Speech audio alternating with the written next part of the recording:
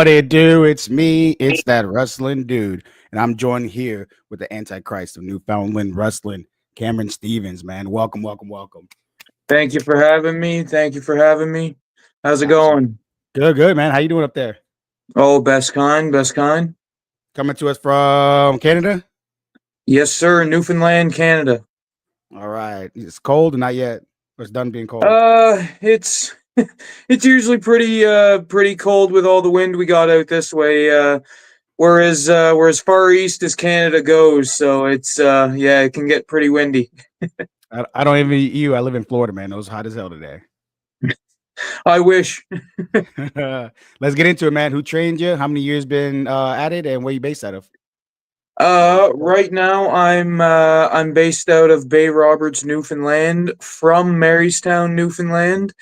I was trained by Bruce Hart in Calgary, Alberta. I started with Bruce when I was 16 years old, and I had my first match when I was 17 for RCW, Real Canadian Wrestling, up in the Calgary, Edmonton area. You were a lifelong fan growing up? Oh, lifelong. My first memories were watching wrestling.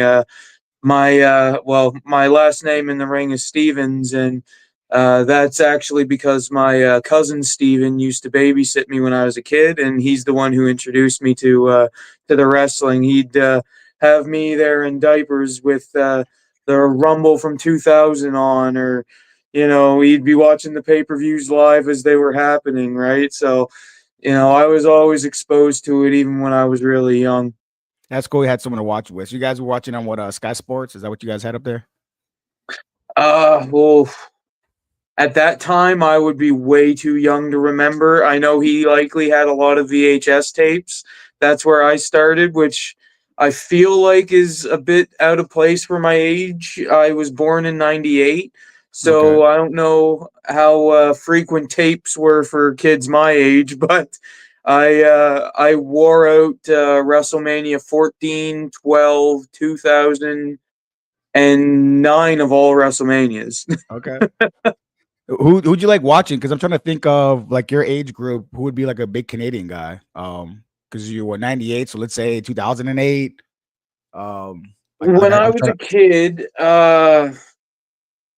I idolized a few wrestlers. Jeff Hardy was always a huge inspiration for me. I always loved Mick Foley. Um, when I was really, really young, before everything happened, I was a huge fan of Benoit. But I Yeah. mean, Yeah. Yeah. you can respect someone's work while not being a fan of them particularly anymore, you know? Absolutely. So how'd you get at 16 you started training? How did you come from, because every kid that watches wrestling, they all want to be a wrestler, right? But only like 1% of the people actually have the balls to actually do it. So especially at 16, like what was that journey like to go from just being a fan to like, I'm gonna do For me this? personally, I didn't really see much of any other path. I kind of threw all my eggs into that basket of wanting to wrestle, and I never went to college or anything like that.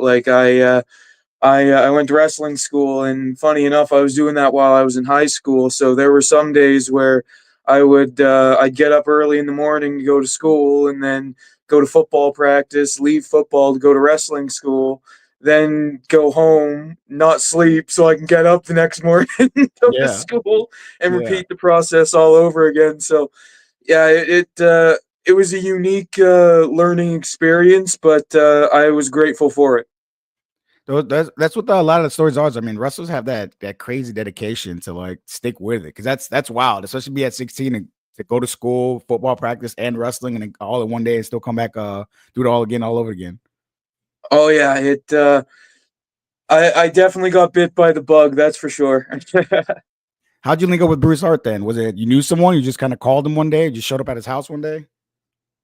Really weird sort of lining things up. So my mom, who really helped me when it came to learning how to sell things, like when it comes to the wrestling and all that, um, she was a manager for oh geez, I can't remember the name of the store now, but one of the guys who was working for her was training with Bruce, and my mom, being as chatty as she can be, always liked to mention how her son loves wrestling and can't wait to get the chance to be a wrestler and all these sort of things. And Buddy's like, well, yeah, I'm training with Bruce, so I can ask him about it and see what we can do. And mom and dad met Bruce, and one thing led to another, and yeah, I was getting trained with Bruce. We the first couple sessions with him, we were in his backyard in the old Stampede ring, and it was a little bit too frosty to have a first day, but we were going into a MMA gym soon. It was called Knuckles, and when we were there, oh, fantastic! The guy who owned it, Max, rest in peace. He was fantastic. Um, Gave us the facility and the opportunity to go in there and learn. And Bruce, with his teachings, was fantastic. Getting out of the cold, get some heat. Yeah, I couldn't we imagine that wrestling outside like that in the cold, because like just like going for a run or walking in the freezing cold, them lungs are burning up. oh, there's days out here where you'll have to walk to work or something like that, and it's snow up to your knees and wind and snow blowing all up in your face. It's oh yeah, it's brutal. But you know, you grow up in it, you get used to it. Yeah. Were you a natural in the ring since day one, or was it a little bit of effort? Depending on what side of it. Some things came easier than others. I I always liked bumping. That was that was Okay. always fun. Uh, I like to think I do that well, but you know, you don't bat 100. Yeah, because what everyone kind of says is the falling on your back is like the weirdest feeling ever, because it's unnatural. Like you're not supposed to do that. Your body's not meant to do that. So a lot of them say that was like the most craziest, hardest part at first, was just getting used to that. I tell a joke to some of my buddies that my first bump I took when I was a kid, because I had the trampoline in the backyard with the netting around it, and the netting was the steel cage and the ropes. So I would hit the ropes, and one time it ripped through, and I took a flat back right on the right on the grass.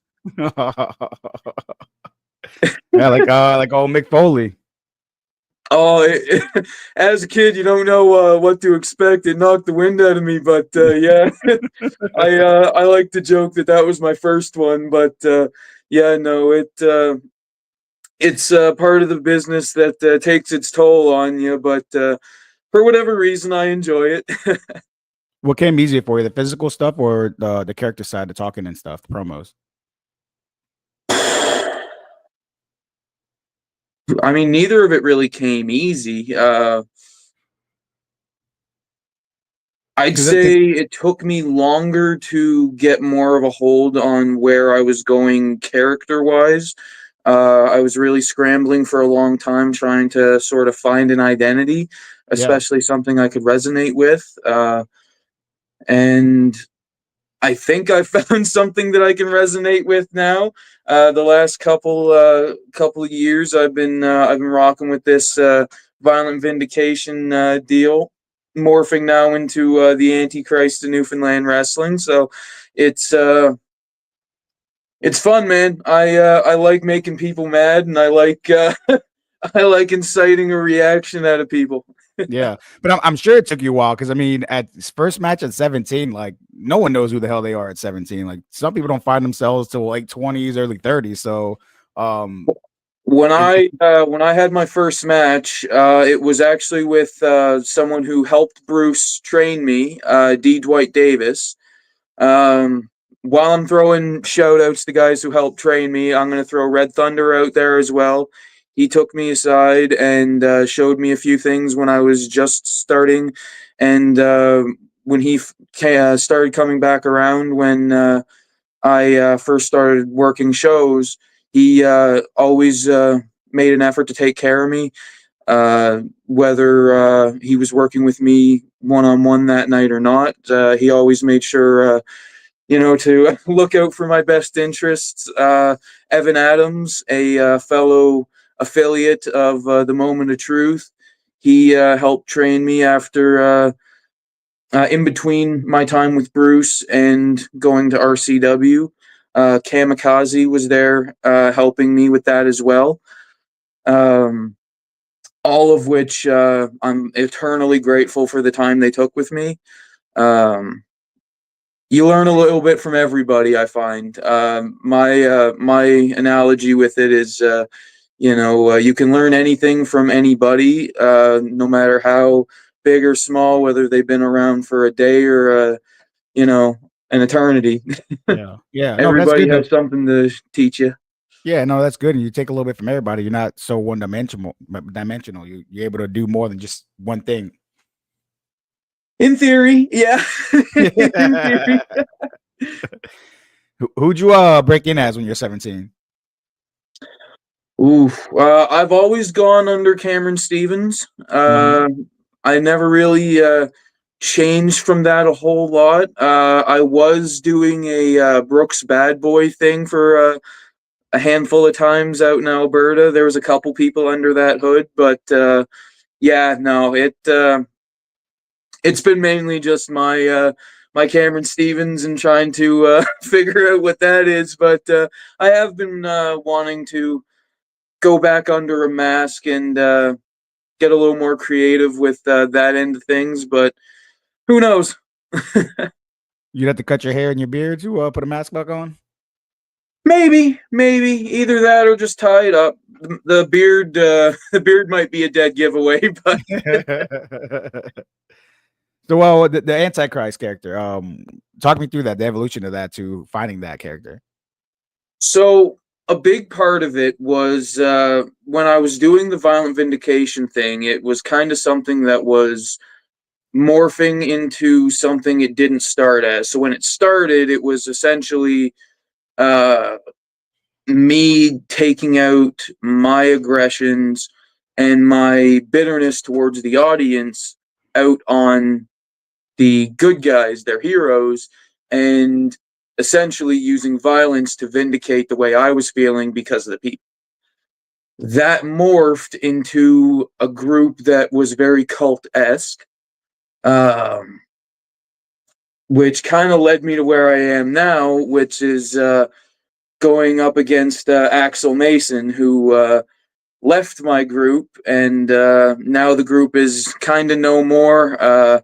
I still have my hysterical harlot Haley Haste by my side. However, Zach Youngblood has went his own route, and Axel Mason, with a chair shot between my eyes, had stabbed me in the back metaphorically. And yeah, I've made it my mission to make his life hell ever since. Okay. Is it are Canadians religious in the sense of just you coming out being the Antichrist, they automatically hate you? Depending on where you are, Okay. smaller communities are a lot more sensitive to those topics. I've never really been too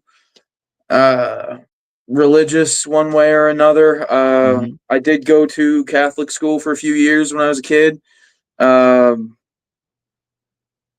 a good experience. Mass was So so that kind long. of Mass turned was so me. long and boring. I feel you.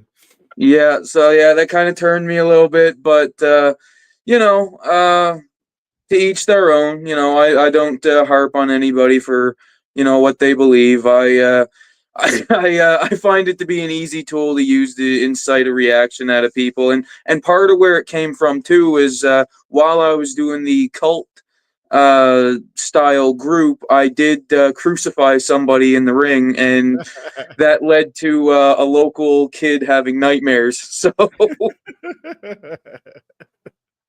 Yeah, that always get reaction out of people. oh, it's the best part of it, and for me, I find the biggest cheers I can achieve are the most hateful boos and the most mean-spirited tears I can get out of people. I just want to ruin people's evening and make them go home feeling like absolute dirt because Cameron Stevens did such and such to hopefully Axel Mason, but whether it's Jeremiah Javen or Dick Daniels or even Drew Douglas, I don't give a damn who it is. I just want my actions against them to make the people uncomfortable and angry towards me. That's my goal. I want them upset. That's got to be so fun. Oh, it's the best. My favorite part is seeing the look on people's faces when I crush their dreams. It's really fun.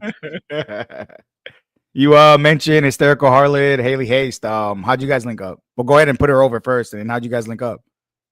So, funny enough, the old promoter for New Evolution Wrestling, Travis Canning, I was talking to him about my group and basically said to him, it's like there's a missing element, and, and that missing element is a woman. They're like this group is very much in need of having a woman, whether it's a valet, a worker, and where the scene in Newfoundland we don't really have any female wrestlers. We have valets, but we don't have enough women who are trained that can maintain a division of any sort. So for the most part, it's just the two valets we have, and Haley being one of them.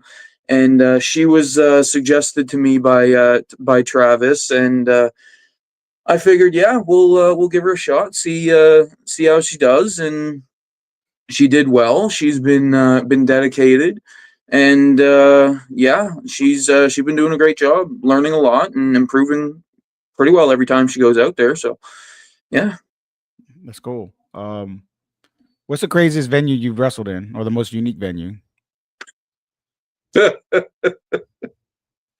oh fuck, that's a good one. I'm sure you probably wrestled in a farm somewhere, right? At some point. I actually I had forgotten about that, but yes, I have. Yeah. We drove out to buttfuck nowhere. I don't know what the name of the town was. We drive in there. The ring trailer is in the venue. It's a rodeo barn, like the boys do rodeos there. I was like, holy fuck, what am I getting myself into, right? So we get there. I think there was like maybe 6 of us in the locker room that night, like 6 or 7 of us. So I think everybody worked at least twice. I might have worked 3 times, once under a hood. Like, it was a great time though. Love those kind of venues. And then there's the like the bars. Like there was one time we did a show, and I mean, you never want to have the shows where nobody shows up, but at the same time, they're hilarious stories, right? So we have the show up the road, right? And we're in the bar. We don't have a locker room. We're changing in the corner, and there's no curtain. We're just changing in the corner, which is okay though. It's okay because maybe 2 people showed up. Maybe 2 people. That's not including the handful we had with us or the buys up to the VLT machines, right? So, but it made for a very entertaining night for us. Not so much for them because they weren't really there for us. But we had a good time. That's what I was going to ask. You have more fun when there's less people there because you can just go out there and just do whatever, right? And just have fun compared to being, I guess, worried about putting on a great show. Some nights, yeah. There's definitely nights where there is an audience. You got to make sure you step it up. But yeah, no, I find with the audiences of 2, 3, 4, like the really small ones where it's like this is not a good night no matter what, like having fun and just getting them into it and hoping they come back with friends. But not every night's a knockout of the park. Absolutely. I got a comment here asking from Facebook, Nelson Lowry. If you come to Rutherfordton, North Carolina, I don't even know where that's at. But have you ever wrestled in the States? I actually do not have my passport. Okay. Going to the States and wrestling is something I've always wanted to do. Just a matter of getting to it, I guess. I got to get my passport and get a few things lined up before I look into anything like that. But yeah, I'm always down with interacting with anybody anywhere. That's the beautiful thing about the internet. Absolutely. Unfortunately, I can't be live everywhere, but you know, I can I can entertain everywhere if if that makes sense. Yeah, for sure, for sure. What's been your best moment or your favorite moment so far? Ooh, um, there's a couple that come to mind. Wrestling Gangrel was up there. He was very giving, and I was very appreciative of that. Recently, in October, we had an event called Haunted Havoc. I believe that's Haunted Havoc, and shortly before that event, Vince Austin passed away, and I I took the opportunity to dedicate my performance in Haunted Havoc to Vince, and that was turned into a bit of a tribute show for him, and broke out some of the toys, if you will, and actually, I got the shirt right here. Still got it. Okay, yeah. Yeah, I'm gonna put that one up in a shadow box. That one was a emotional match for me on numerous levels. That's the night Axel turned on me. That was the culmination of my story with Dick Daniels, who I'm very close with. So yeah, that was a very emotional night for me. And I hope I made him proud. That I definitely gave that night my all. What's your finisher? And what's the story behind picking it? That's something that's kind of evolved a little bit, and it's kind of depending on who I'm working with. Some nights it's a like a razor's edge sit out razor's bomb. Sometimes it's a gonzo bomb. If I'm with someone real big, sometimes I'll use a Superman punch. Yeah. But yeah, those are pretty well my go-tos right now. It's been a while since I brought out the Superman punch, but it's there if I need it. Yeah. I seen you done hardcore matches. Is that like a staple of yours, or is that just like here and there big matches? I very much enjoy it. Okay. It is more so for big matches, but I've always enjoyed it. Every time I do it, it's I I always have a good time. Let's just put it that way. All right. Having all the extra elements and all the extra tools to my advantage. Oh yeah, I love it. Absolutely love it. Anything you won't do? Like you play with fire, you get stabbed, you do all that? There's a few things. Well, there's a lot I haven't done. Things I wouldn't do. Oof. I'm sure there's a few. I'm sure there's a few things I could be presented with, and I'd say fuck that. Like I see the guys do the needles and shit. And fuck that. Yep. Fuck No. every bit of that. Yeah, yeah. I know through the mouth and everything. Like, no, no thanks. Oh fuck yeah, no. Yeah. Because for me, like yes, there's an audience for it, and I can respect that. That's ballsy, and you got to be a tough bastard to do that shit. But Yeah. for me, it's going through something is a little bit too much for me. Yeah, yeah, It's a yeah, little yeah, bit yeah. too much for me. Yeah, yeah, because I Um, mean, wrestlers are crazy, but that's a whole nother level of crazy. yes, yes. Yeah, yeah. I'm perfectly comfortable not being that crazy. I am perfectly comfortable not going to that degree, but I can respect that people have the balls to do that, even though Yeah. it's not necessarily for me. No, and like I've talked to Hardcore. He's based out of Buffalo, New York. Mhm. And he does like this crazy shit, like Coke cans, like cans cut up and like get slammed on them, or do razor blades. Him razor blades on the bat is like nothing to him. I've seen a bit of that stuff, and yeah, those guys are those guys are nuts, man. I got all the love in the world for them, though. Like I got a buddy who's in the Moment of Truth, Tim Strange.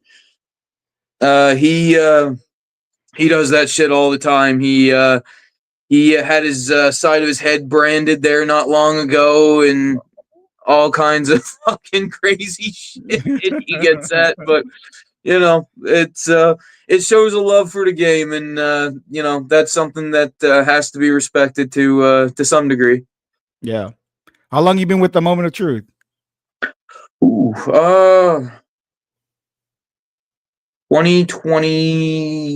2021 or two.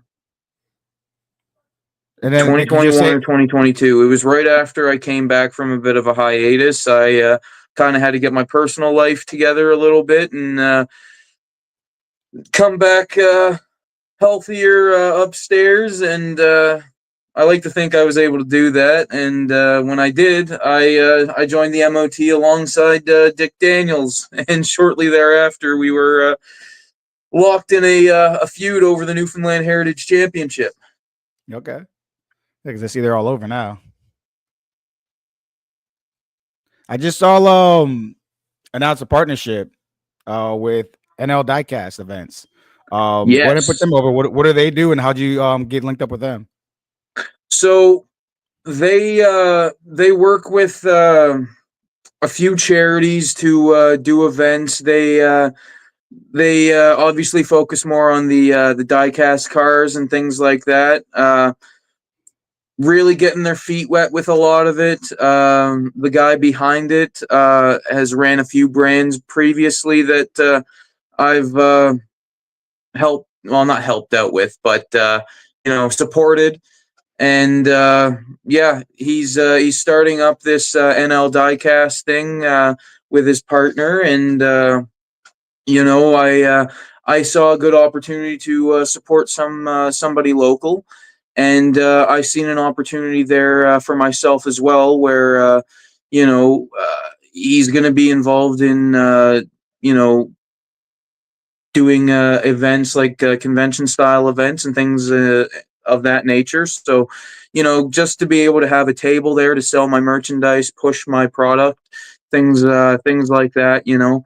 Um, Sharing my posts and things like that is really where me and him, well, me and them have a deal on the go. But yeah, no, they largely focus with a lot of charity events, and I'm trying to remember Wheels for Wishes. That's the biggest one they work with. Wheels for Wishes, and Okay. yeah, they work very hard to try to raise as much as they can for a good cause. Do you all have like a personal connection to charitable work, or you just a good dude and like I just want to give back? I guess depending on the organization, some things hit a little closer to home than others. Um, I'm a parent, so anything that looks after the kids Yeah. obviously is going to hit closer to home. Like the hospital out here, if there's ever a charitable event to help them raise money, and I have the opportunity to help, I'll always dedicate my time if I can. And things like that. cancer societies and things like that. You know, all that kind of stuff. Stuff that hits close to home, and with people in my family who have, been diagnosed with numerous types. Unfortunately, yeah, it's. Yeah, I got you. Do you let your kids watch your stuff? So my daughter is 4 right now. Okay. So So she you're young, she right? lives with her mother. So I don't usually get the chance to show her much of any of my stuff, but I think it's best to wait a few Yeah. years anyway, before letting her know that Dad's a bit of a maniac. Because that's like a hard conversation to kind of have with the 4-year-old. Because I got 3. My youngest is 6 or 5, but even then, like I couldn't imagine having to explain to her, like, hey, by the way, I go in the ring and I fight people, but it's okay. I don't really get hurt, but like we're not really Yeah, hating each other. Kind of it's like Dad may be limping in the morning, thing. but Yeah, like overall, Dad's okay. yeah.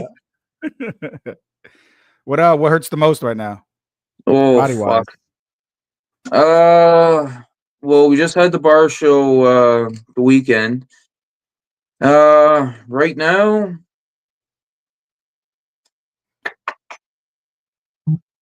nothing's killing me too bad right now, which is strange. That's good. That's good. That's good. This morning my neck wasn't Knock too on good, wood. but Yeah. Let's get into some shows you got coming up. Promote your stuff, man. May 24th, new Prelude at the Armory in St. John's, Newfoundland. Do you know what you're doing there?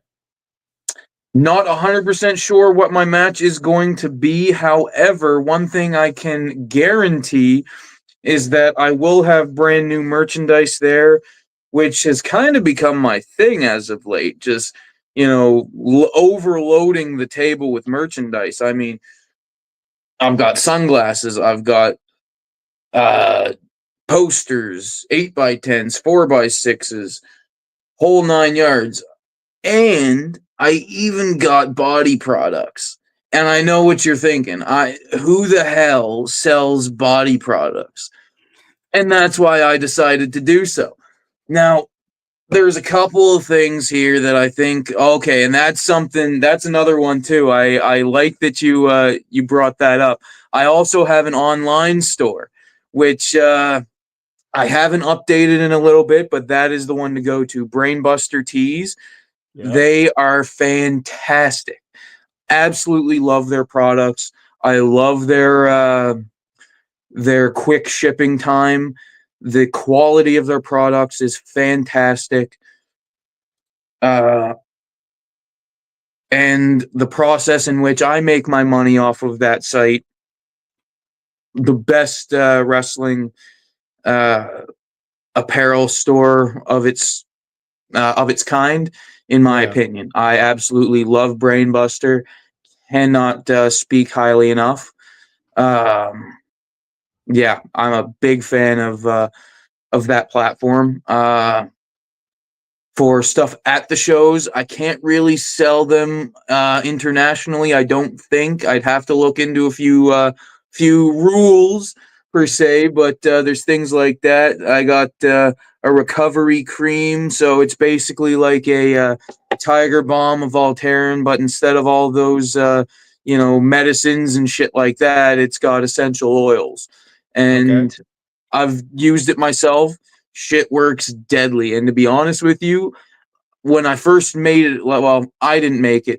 My sponsor, Moonlit Magic, made it. And when I first tried it, I was a bit skeptical because I was like, well, essential oils, you never know, right?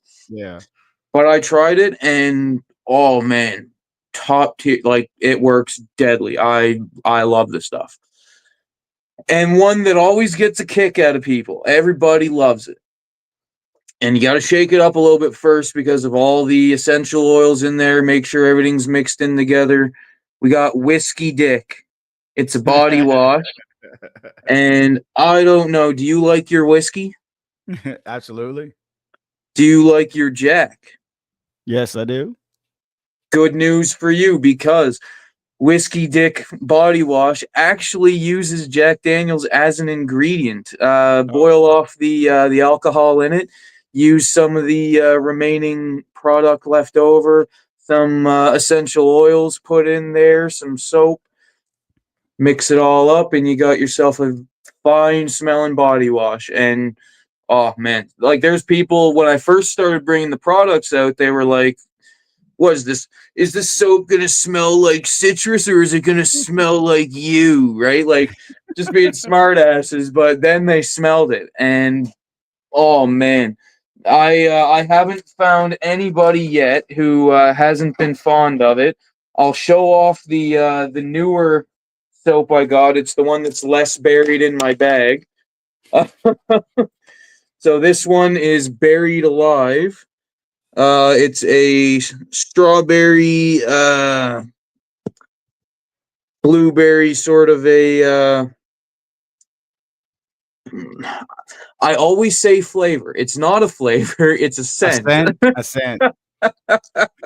But yeah, You have somebody Moonlit taking a bite Magic of makes that all thing. that stuff for me, and I cannot speak highly enough of her. She does a fantastic job with my soaps.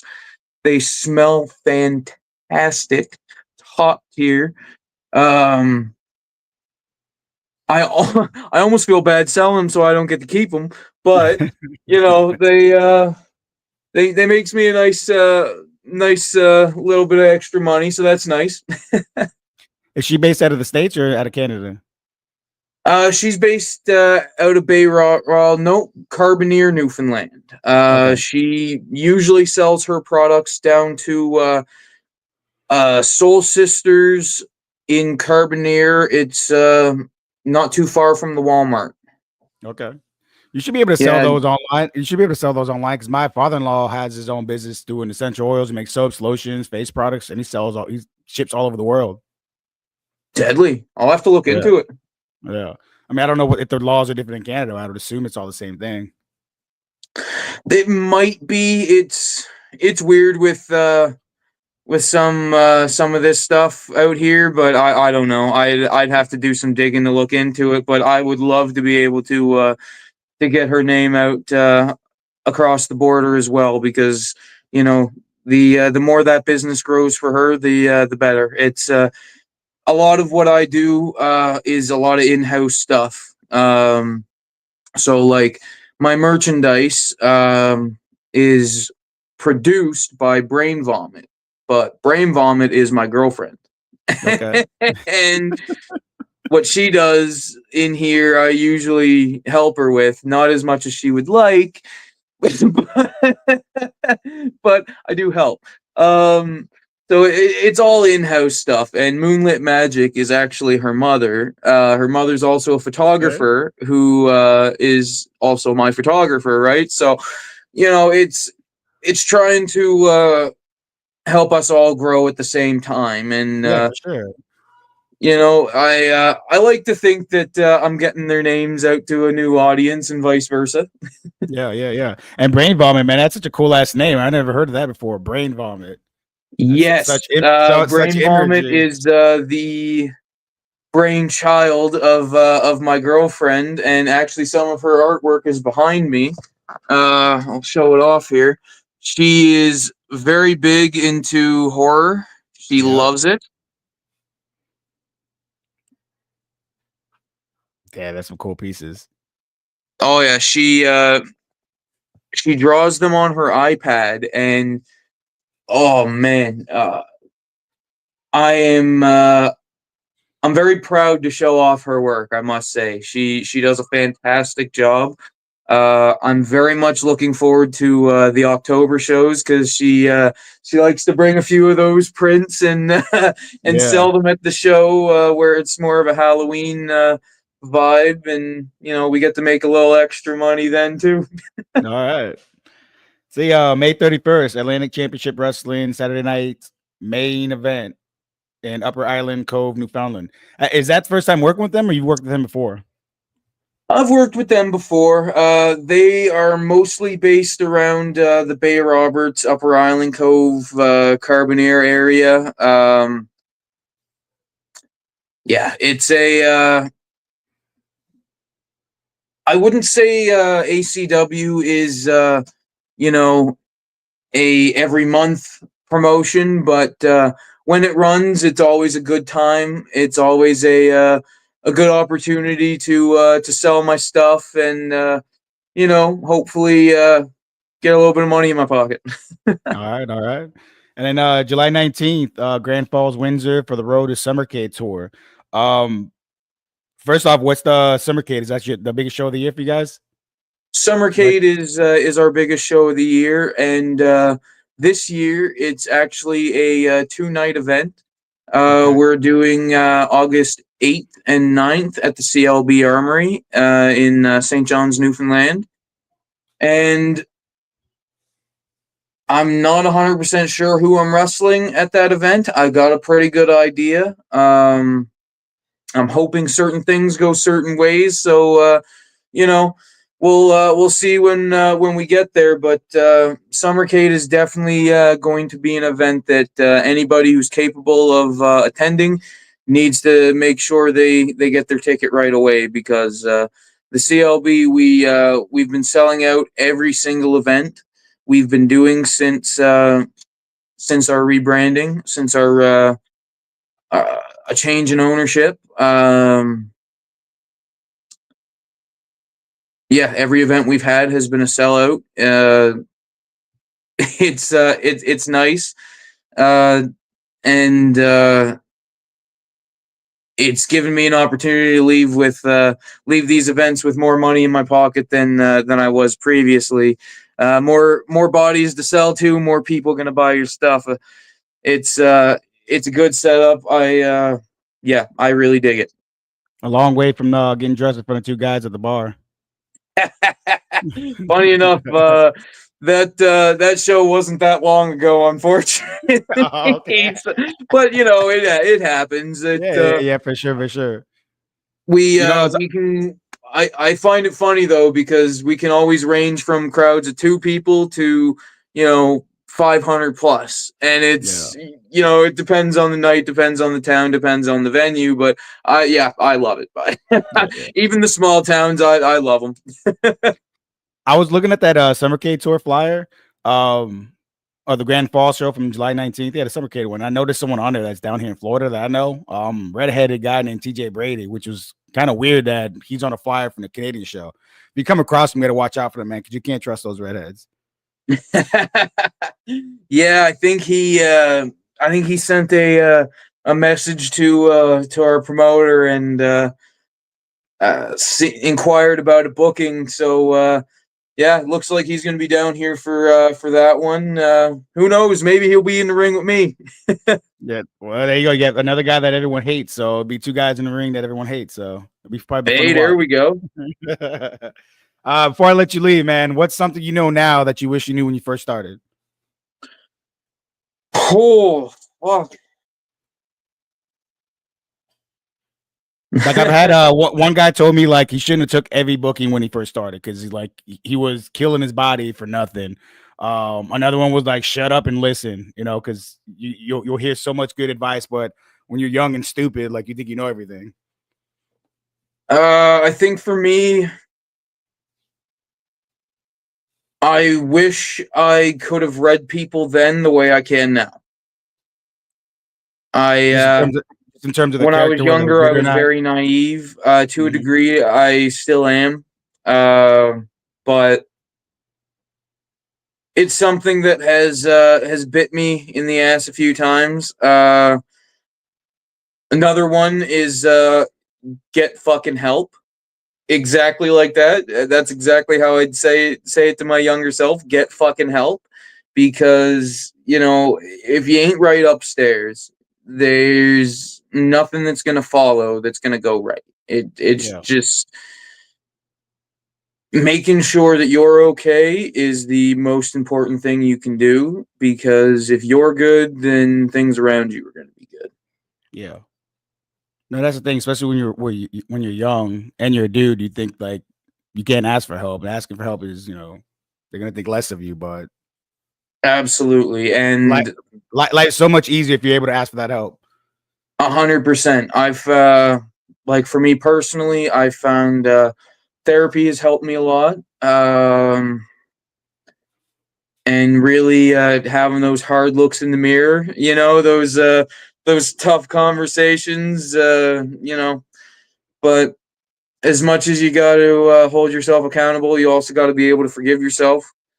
And I find that's just as important to your growth. And it's just one step forward. Sometimes you'll take a couple steps back, but as long as you're taking steps forward, it's all that matters. Yeah, I love that, man. Go ahead and let the people know where they can find you at. Oh shit, here we go. Okay. YouTube at Cameron Stevens Wrestles, Facebook at Cameron Stevens Wrestles, Instagram at Cameron Stevens Wrestles. And if you want to find everything I got on the go between the Brainbuster store, I am working on my website right now. I'm hoping to have it done hopefully by the summer, but don't quote me on that. Linktree, I don't know how many people are familiar with Linktree, linktr.ee/Cameron Stevens Wrestles. And that'll send you a list of all my links, stuff like that. I'm most active on my Facebook page, Cameron Stevens. The tag is at Cameron Stevens Wrestles. Check out the Moment of Truth on Facebook. You can find it tagged in some of my posts. We aren't currently on Instagram or YouTube. There was a bit of a unfortunate series of events that led to those platforms being commandeered, I think would be the best way to put it. Yeah. So those accounts aren't us anymore. But that's all right. Let people do what they do. If it makes them feel better, right? Yes. Yes, I'm not losing no sleep over it. Not at all. Not at all. Cameron, man, I really appreciate you coming on, man, taking the time. Had a blast. Go check him out. I'll put all the links up to him in YouTube videos. Best of luck to you, man. Can't wait to hear what TJ comes back that you whooped his ass up there come June. Absolutely. Hopefully he stands across from me and see what the Antichrist of Newfoundland wrestling is all about. Yes, sir. Thank you, everybody, for tuning in. Everybody have a good night. Appreciate it. Thank you for having me. Absolutely.